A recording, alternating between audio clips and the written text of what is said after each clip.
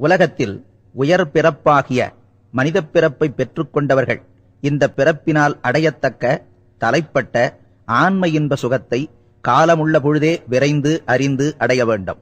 அந்த தலைப்பட்ட ஆன்ம இன்ப வாழ்வு எத்தனை வகை? இம்மை இன்ப வாழ்வு, மறுமை இன்ப வாழ்வு, பேரின்ப வாழ்வு என 3 வகை என்று அறிய வேண்டியது. இம்மை இன்ப வாழ்வு அவற்றுள் சிறிய தேக கரணங்களைப் பெற்று சிறிய முயற்சியால் சிறிய விடயங்களை சில நாள் அனுபவிக்கப்படுகின்ற இன்பத்தை இம்மை இன்ப வாழ்வு என்றறிய வேண்டும்.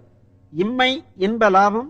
இம்மை இன்ப லாபம் ஆவது மனிதப் பிறப்பில் தேகத்திலும் கரணங்களிலும் புவனத்திலும் போகங்களிலும் குறைவின்றி நல்ல அறிவுடையவர்களாய் பசி, பிணி, கொலை முதலிய தடைகள் இல்லாமல் உறவினர், சிநேகர், அயலார் முதலியரும் தழுவ சந்ததி விளங்கத்தக்க